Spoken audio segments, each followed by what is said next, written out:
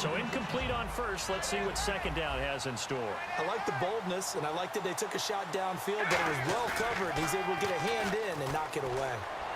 And this is caught by Cooper for a Raider touchdown. Amari Cooper, his third touchdown of the game and fifth on the year. And the Raiders, they're within an extra point of tying this thing up. And, man, Charles, talk about zinging something in there. Those gloves, they help with one-handed catches, the fun stuff. Any padding for a rocket like that?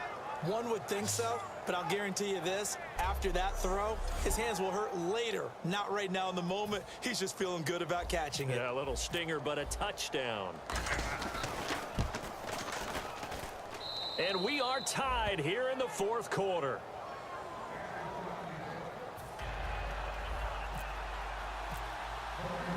Set to go now with the kickoff. These two teams all even again as we continue in this wild fourth quarter. This is taken at his 4. And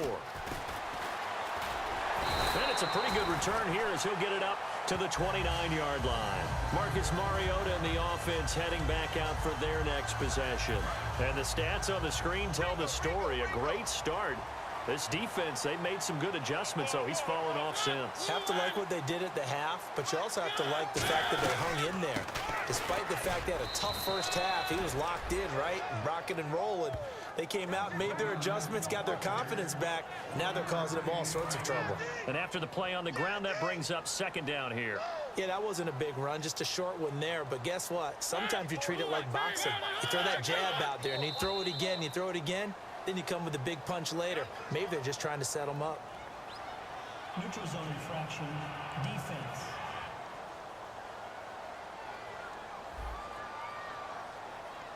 So a little jumpy there defensively. Ref caught him in the neutral zone. 5-yard penalty.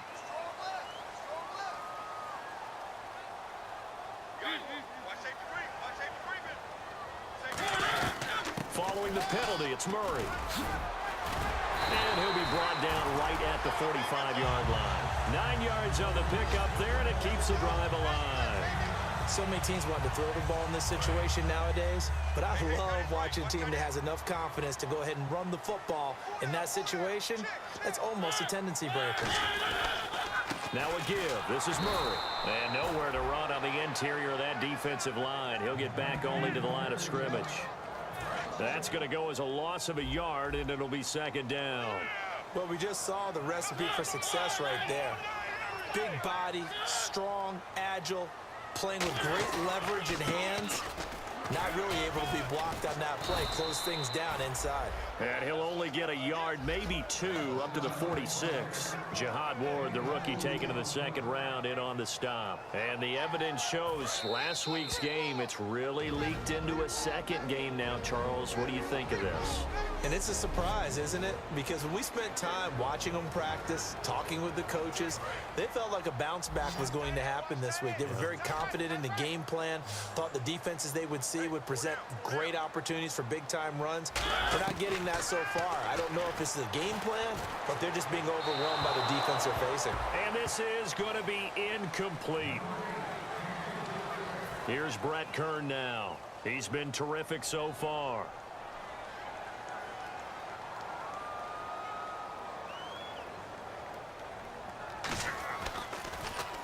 This is away and a very good kick, angled for the sidelines. And no return here. Where will they spot it? They say just outside the 20-yard line. And now Oakland ready to take the field. And that recipe on their last drive that resulted in a touchdown looked pretty good, so they'll be hoping to do that once more. And it takes me back to when we sat with the offensive coordinator and the head coach. They felt pretty... And he fumbled it. It's on the ground. It's picked up by the Titans.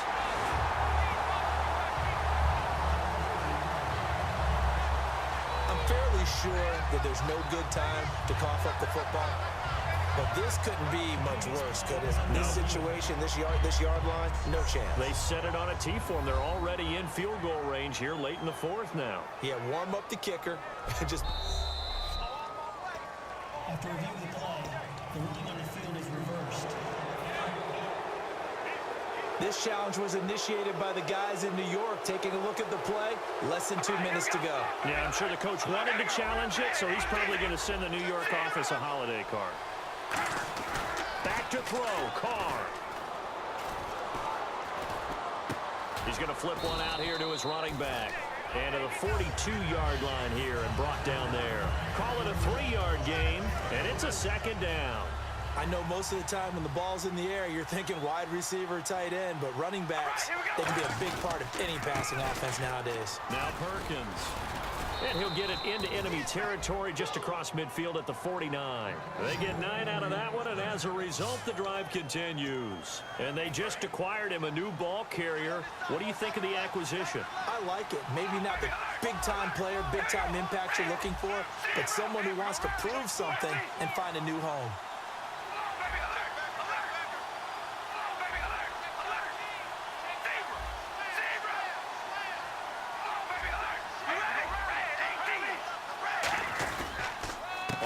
Down, back to Perkins.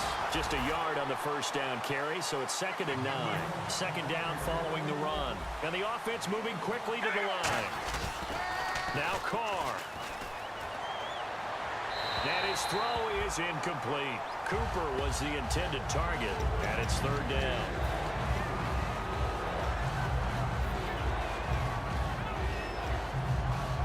And they'll need the 39 here for a first. This is 3rd down.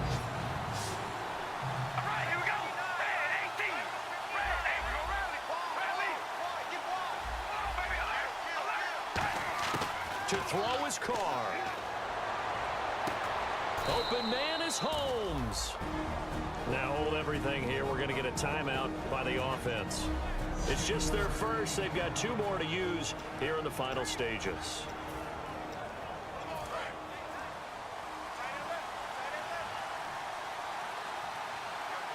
They come out here in the eye.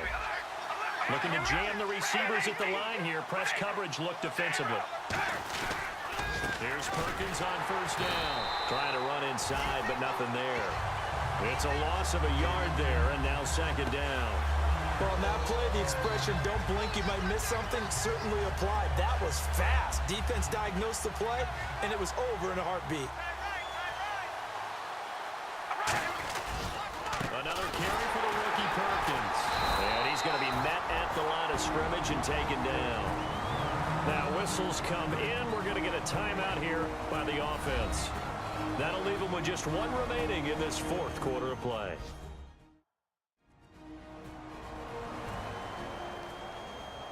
And we are back here. I'm Brandon Gaudin alongside Charles Davis. So the offense takes the timeout. And now we're set to get going. So now this thing's coming down to the big left leg of Saban. And the Titans going to signal for a timeout defensively. It's just their first. They've got 2 more to use here in the final stages.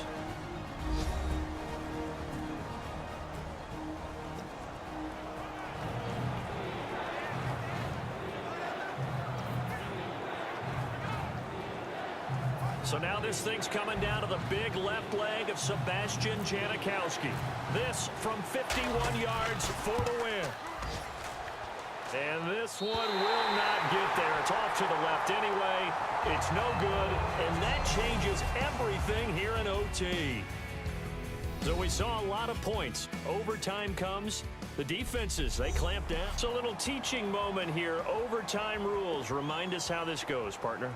Okay, so in the past, we had sudden death. First team to score wins, but no longer. Now, if the team receives the ball, scores a touchdown, they win the game. If they kick a field goal, though, or don't score, the other team gets a possession. And after both teams get a possession, then we're into sudden death. First team to score wins the game.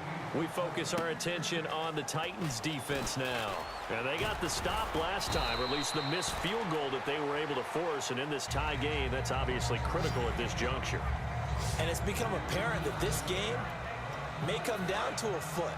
Someone's foot putting the ball through the post, and as you noted, kept them from doing it the last time. Now, can they continue to do so, and hopefully then they can get their own offense cranked up and put the ball in the end zone. Oh, and it's intercepted. Picked off by Antoine Blake, and his guys will take over at the 25-yard line. The Titans offense now. They work their way back onto the field. They control their own destiny here. They have the football in overtime. Obviously, a touchdown would win it. And I think teams around the league are still adjusting to the idea of going downfield, scoring a touchdown wins the game, because they were used to just going downfield and trying to get in field goal range to win a game. Still having to make that transition. Let's face it now, the ones who are doing it best know they need to go down, attack, put the ball in the end zone, and not leave it up to a field goal and give the other team a chance. As we said, they control their own destiny now. To throw, Mariota. And he takes a shot on the release as this will be incomplete. When defenses get to the quarterback that quickly, a lot of times it's called a jailbreak. It wasn't quite that fast, but fast enough that he had no time to look downfield and set himself to throw the ball. And as he tried to do that, he was hit, and it forced an incompletion. That was second down run for Murray. And he swallowed up right near the line of scrimmage. They'll say no gain on the play there, and now it'll be third down. He's fumbled already once, Charles. I'm not going to say that that was in his mind there, but I'm sure that during some of these plays he is mindful of it. And once you fumble the ball, you know what your team tells you and your coaching staff? Take care of it. Rest of the game. And it does get in your mind a little bit, and sometimes that slows down your effort in trying to get free from tacklers. And the defenders know it too. They sniff that out, don't they? Everybody wants to swarm the football. You know what the rule is. First guy hold up the runner. Everyone else try and get there and strip the ball free. And he deserves a bronze leg as he gets this one away. Officially just 27 yards there on the punt. And the offense will take over with a new set of downs. And now here come the Raiders. Their defense did its job, got the stop. All they need is 3, and this is over. Couldn't have done much else other than score themselves and end it. But they turned it back over to them, and now all they need is a field goal to win the game. An excellent job by the defense. Can the offense finish things off? Yeah, part 1 is done, now part 2. Then he got off the end there very quickly to make that play. Yeah, it was almost like the bullet train, wasn't it? I mean, just zoom. Quick, quick, quick. And what a terrific play, holding them to no gain. He's going to loft one deep left side here. That's caught inside the 20. And he is in for the score. And it is absolute stunned silence here as they win it on the road in overtime. Well, you never know what you're going to expect when you come to the stadium to call a game. Sometimes you get good ones. Sometimes you get bad ones. Sometimes you get great ones. And that's what we had here. What an exciting finish on that last big play. And I think that as we look at it, when you're talking about a great finish, which went along with a game that obviously was dramatic because we did get into overtime, what type of play calls do you have left? What have you not shown? Or what have you made an adjustment to what you've worked on all the way through that's going to give you the play we saw to win the game? Because I know everyone's thinking that was something that they just drew up. It might have been something they've been working on, and now they got the right matchup. So for Oakland, they get back in the win column as they move to 2-1 now on the year. And they'll get another road test next week as they head to Baltimore to take on the Ravens. Meanwhile, for the Titans, the early struggles continue as they'll sink to 0-3. And they'll look to regroup next week as they head to Houston to take on the Texans.